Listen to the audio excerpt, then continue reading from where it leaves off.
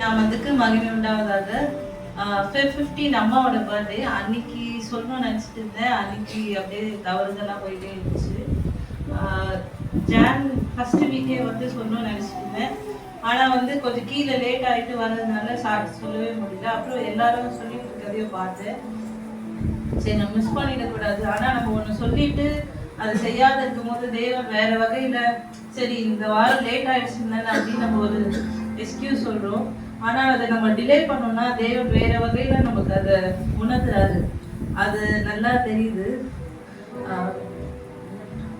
ஏஸ்பா வந்து கடந்த நாளெல்லாம் என்ன செஞ்சாருன்றதை கரெக்டாக நம்ம சாட்சி நேரத்தில் நம்ம சொல்லணும், அதை அறிக்கை செய்யணும். அதை வந்து தேவன் பார்க்குறாரு. அது போலதான் வந்து கல்யாணம் ஆகி இப்போ ஜூலை வந்து 5 years ஆகும் போது தேவன் வந்து குழந்தை காரியத்தில் உதவி செஞ்சாரு. அக்டோபர் 5 அவருக்கு டெடிகேஷன் வச்சோம். அப்புறம் என்னால் பெருசாக சொல்ல முடியல. இப்பயும் நான் சுருக்கமாக நான் சொல்கிறேன். கல்யாணம் ஆகிட்டு ஒரு 6 months அப்படியே ஃப்ரீயாக இருந்த, பெருசாக சீரியஸாக இல்லை. அதுக்கப்புறமா ட்ரை பண்ணும்போது ட்வின்ஸு ஃபார்ம் ஆச்சு. அது என்ன ஆச்சுன்னா அது ஒரு 3 monthsல அது டிசால்வ் ஆகிடுச்சு, ஹார்ட் பீட் இல்லாமல். திருப்பி நெக்ஸ்ட் இயரும் தேவன் குழந்தை காலத்தில் உதவி செஞ்சாரு. அதுவும் அதே போல் ஆச்சு. நெக்ஸ்ட் இயரும் அதுக்கப்புறம் ஆச்சு. இப்படியே கண்டினியூஸாக வந்து குழந்தை விஷயத்தில் ரொம்ப பாதிக்கப்பட்டிருந்தோம். மென்டலாக ஒரு குழந்தை ஃபார்ம் ஆகிட்டு அது டிசால்வ் ஆகிட்டே இருந்தால் எப்படி இருக்கும், அது போல தான் வந்து இருந்துக்கிட்டே இருந்துச்சு. அப்போ சரி, தம்பியும் ஒரு டாக்டர் சொல்லிட்டு இருந்தான். ஃபர்ஸ்ட் அதுக்கு நாங்கள் போவே இல்லை. ஏன்னா வந்து இவர் வேலை செய்யறதுனால நான் மட்டும்தான் போனோம். அதனால வீட்டு பக்கத்துல இருக்கிற ஹாஸ்பிட்டல்னா நமக்கு எப்போனாலும் அவங்க கூட்டா போலாமே அப்படின்னு சொல்லிட்டு இருந்தேன். என்ன சொல்லிட்டாங்கன்னா, ஹாஸ்பிட்டல்ல இதுக்கா உங்க ஹஸ்பண்ட் வரலையா? ஏன்னா கடைசியா நான் தான் போனேன், 3rd குழந்தை இதுவான போது. அப்போ ஹாஸ்பிட்டல் என்ன சொன்னாங்கன்னா, அவர் வராதுனால சொல்றேன், மேபி எக் குவாலிட்டி உங்களுக்கு நல்லா இருக்காது, ஸோ வந்து டோனர் எக் மூலமா தான் பண்ணணும், இது உங்க ஹஸ்பண்ட் தெரிஞ்சா அவங்களுக்குள்ள பிரச்சனை வரும் அப்படின்னு சொன்னாங்க. என்னடா இது இந்த மாதிரிலாம் பேசுறாங்களே சொல்லிட்டு அப்புறம் வீட்டுக்கு வந்துட்டு நான் இவர்கிட்ட அந்த 1 weekலயே நான் சொல்லிட்டேன், இது மாதிரிலாம் சொல்றாங்க அப்படின்னு. நம்ம விசுவாசமா இருக்கலாம்.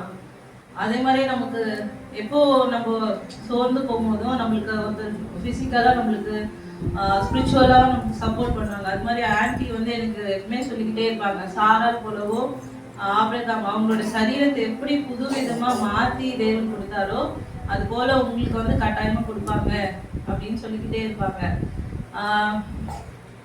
எதுவுமே இல்லைன்னும் போதும் ஆன்டி நல்லா சொல்லிக்கிட்டே இருப்பாங்க. எனக்கு ரொம்ப பிடிச்ச இது வந்து யெகோவா ஈரே, அதாவது தேவனோட சமூகத்துல எல்லாமே பார்த்து கொள்ளப்படும்ன்ற வார்த்தை. ஸோ அதை நான் இறுக்கமா பிடிச்சிக்கிட்டேன். எப்போனா நான் என்னோட 10th standardல இருந்து அதை நான் பிடிச்சிக்கிட்டேன். எது நடந்தாலும் தேவன் வந்து அதை பார்த்துப்பாரு, அவர் சமூகத்துல எல்லாமே வச்சுட்டா போதும் அப்படின்னு சொல்லிட்டு ஏதாவது முடியாது, இப்போ கன்சீவ் ஆகாது பெரிய மேட்டர் இல்லை, அந்த குழந்தை 1 month 2 month 3 month இருக்குமா, அந்த ஹார்ட் பீட் இப்போ வந்துட்டு நெக்ஸ்ட் மந்த்துக்கு இருக்குமான்றதுதான் வந்து ஒரு பெரிய சேலஞ்சா இருக்கும். ஒவ்வொரு ஸ்கேன்லையும் ரொம்ப அழுதுருக்கேன், என்னடா இது இப்படி ஆயிடுச்சு சொல்லிட்டு. ஆனா சொல்லாத வசனம் கிடையாது, தேடாத காரியம் கிடையாது. எக்ஸசைஸ் பண்றது, நிறைய எதெல்லாம் நம்மளுக்கு பிடிச்சிருக்கோ எல்லாத்தையும் தியாகம் பண்றது, இது மாதிரிதான் என்னையே நான் வருத்திக்கிட்டேன். ஆனா ஏன் ஏசுப்பா இறங்கல அப்படின்னு மாடியிலலாம் ரொம்ப அழுதுகிட்டு கேட்டுக்கிட்டு இப்படியே தான் சுத்திட்டு இருக்கேன். ஏசுப்பா ஏதாவது ஒரு வழி காட்டுங்க அப்படின்னும் போதுதான் வந்து 2024ல அக்டோபருக்கு அப்புறம் சரி நம்ம இன்டர்மீடியட் ஃபாஸ்டிங் நம்ம ட்ரை பண்ணி பார்ப்போம், ஏதாவது குழந்தைக்காக நம்ம ட்ரை பண்ணுவோம் போது அதை கொஞ்ச நாளைக்கு ட்ரை பண்ணேன்.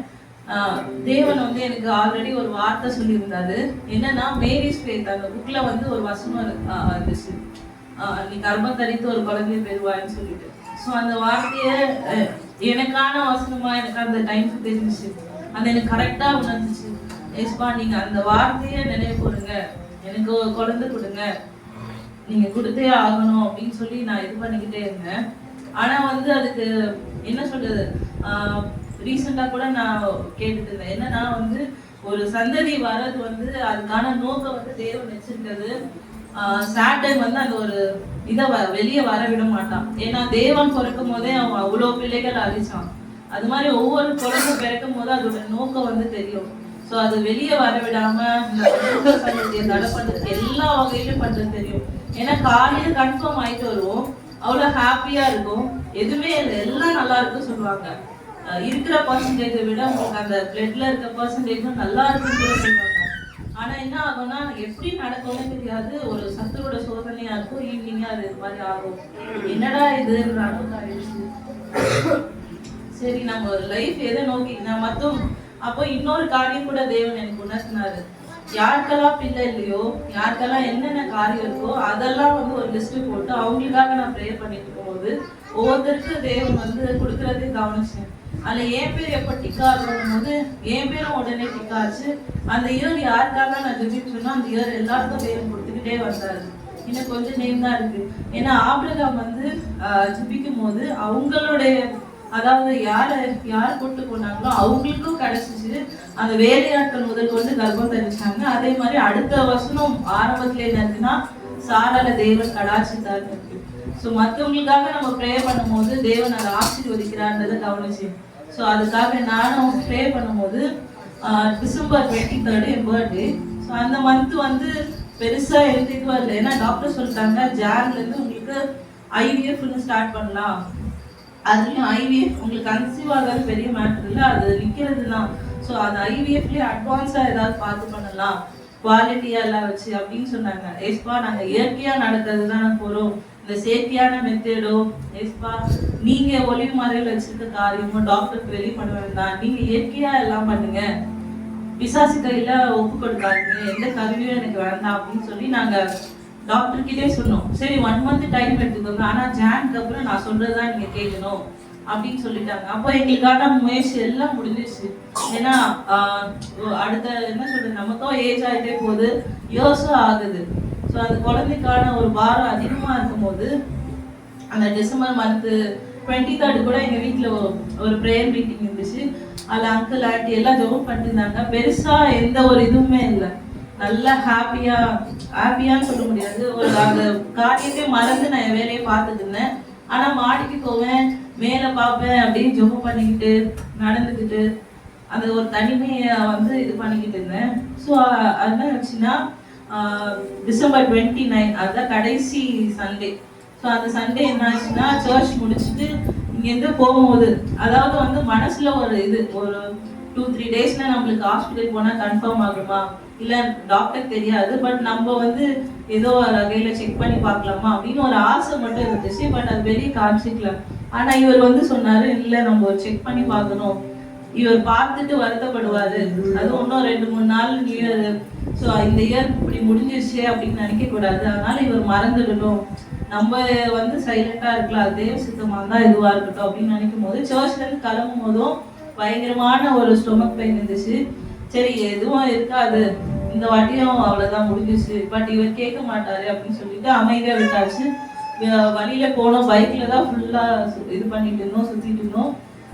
பிரியாணி கடையில சூடா பிரியாணி சாப்பிட்டு உனக்கு நல்ல பீஸ் வரல எனக்கு வந்துருக்கு குவார்டர் பிரியாணில சொல்லிட்டு பேசிட்டு சாப்பிட்டு அப்படியே வீட்டுக்கு போய் நல்லா தூங்கி எழுந்துட்டு சரி ஒரு மறந்துட்டாருன்னு நினைச்சா திடீர்னு அதை எடுத்துட்டு வந்து நம்ம செக் பண்ணி பார்ப்போம் அப்படின்னு ஒண்ணு. இது என்னடா இது நமக்கு வந்து சோதனையா இருக்குன்னு சரி செக் பண்ணோம்.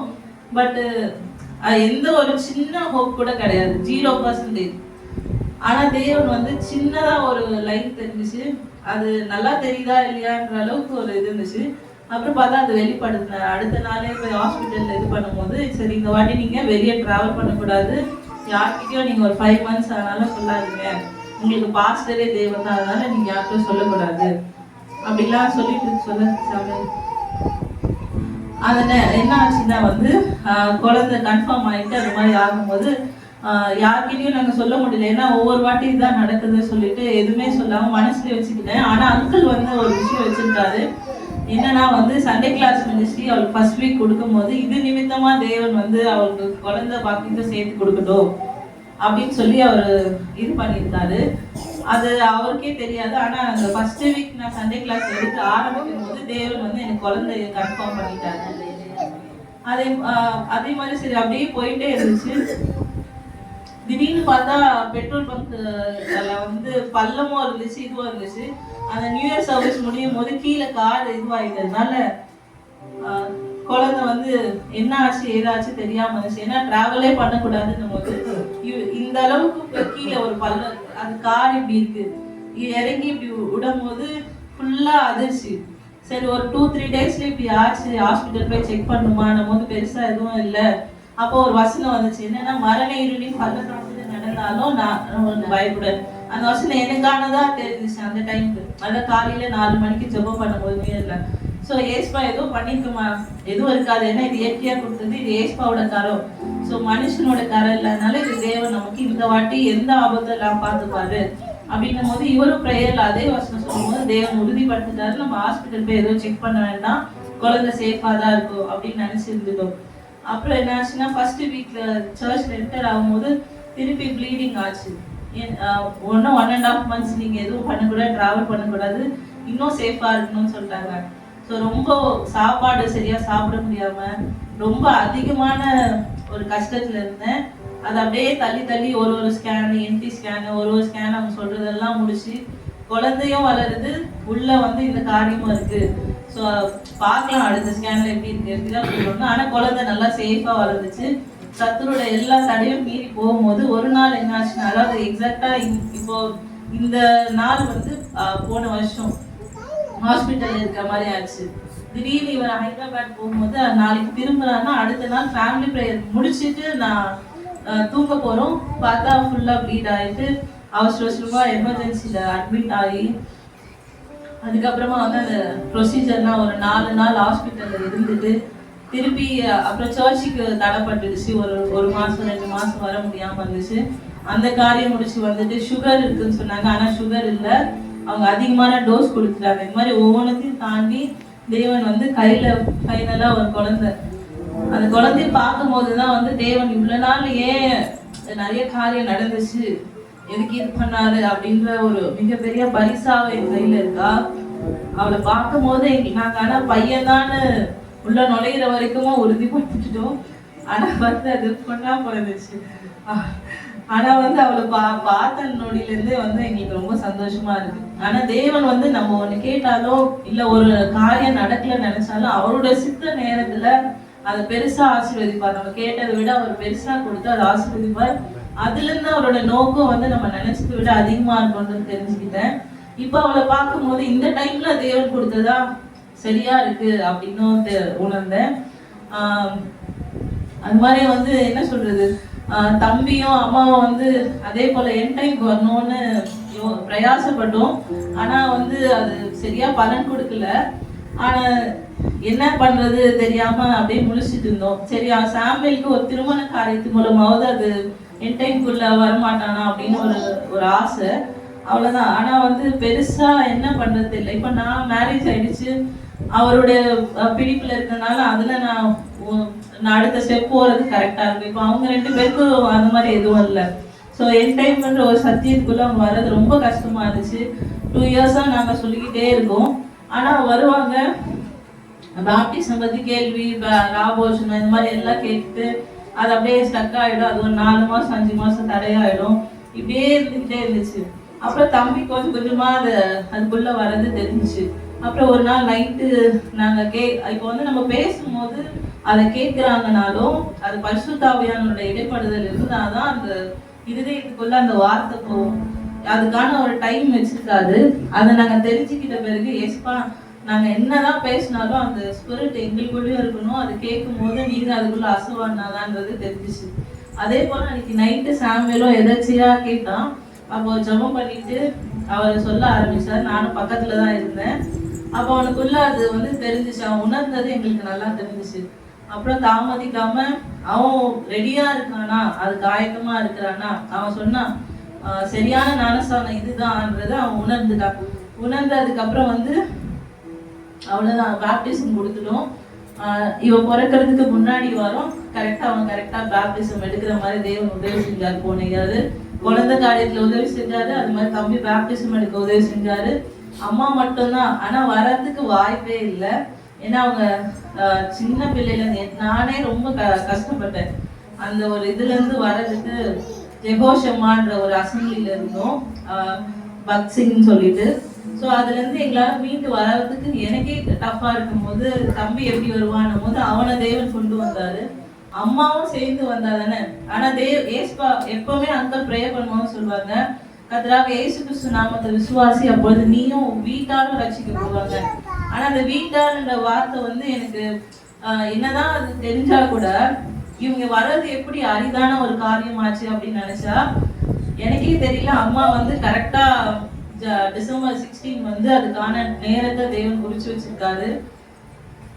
அவங்களே சொன்னாங்க, இப்ப நான் பேப்டிசம் எடுத்துட்டா நாங்க போக மாட்டேன் சர்ச்சுக்கு. அவங்க அவ்வளவு நாள் இருந்த பழக்க வழக்கங்கள், அங்க இருந்த ஒவ்வொரு ஆளு, இவ்வளவு நாள் அவங்க பார்த்து வந்தது. ஏன்னா இது ஒரு ஜெனரேஷன்ல இதுக்கு முன்னாடி தாத்தா எல்லாரும் சர்ச்ல இருந்தது. எல்லாத்தையும் தூக்கி போட்டு அந்த 16ல இருந்து அவங்கள பேப்டிசம் எடுத்துட்டு இங்க வந்துட்டு இருக்காங்க. ஸோ தேவன் வந்து பேப்டிசம் காரியத்துல குடும்பத்தையும் அழைச்சிருக்காரு. என்ன மட்டும் இல்ல, என் குடும்பத்தையும் தேவன் ரசிச்சிட்டாரு. அதே மாதிரி பிள்ளை காரியத்துல உதவி செஞ்சாரு. அதே மாதிரி இவ பிறக்கும் போது ஏஸ்பா வந்து வீட்டுக்காக இது பண்ணும் போது வீட்டு காரியத்துல ஏஸ்பா உதவி செஞ்சாரு. ஆனா அந்த வீடு குழந்தை ரெண்டுத்துல மெடிக்கேஷன் அதிகமா ஆனனால கடன்ல கொஞ்சம் மாட்டிக்கிட்டோம். ஸோ நீங்க சபையார் எங்களுக்காக கடன் காரியத்திலையும் அன்எக்ஸ்பெக்டடா ஜாபும் வந்து இந்த மந்த் எண்டோட இதுவாகுது. ஸோ அதுக்கும் எங்களுக்காக ப்ரேயர் பண்ணிக்கோங்க. அந்த எல்லா விஷயத்துல தேவன் வந்து ஒரு நோக்கத்தோட ஆசீர்வதிச்சுட்டு போறாரு. அதே மாதிரி எங்களுக்கு என்ன தெரியல, ஒரு 20 நாளா ரொம்ப கோல்டா இதுவா இருக்குது. மாத்தி மாத்தி சளி வரட்டு குழந்தைக்கும் அது இருந்துகிட்டே இருக்கு. ஸோ அந்த காரியத்துக்கும் எங்களுக்கு ப்ரேயர் பண்ணிக்கோங்க. தேவன் என்னெல்லாம் செஞ்சாரோ அதெல்லாம் நம்ம அறிக்கை செஞ்சு சபையில சொல்லும் போதுதான் அது வந்து சத்துரு முன்னாடி இதுவா இருக்காது. நம்ம சாட்சின்ற ஒண்ணு சொல்ல விடாம என்னெல்லாம் பண்ண முடியுமோ அதெல்லாம் தடையும் பண்ணா. ஆனா தேவன் இன்னைக்கு எப்படியோ என்ன உங்க சமூகத்துல நிறுத்தி அதை சொல்ல வச்சுட்டா. இது தேவன் நாமும் மகிமைப்படட்டும். தம்பிய ஒரு சின்ன சாட்சி சொல்லணும்னு சொன்னாங்க.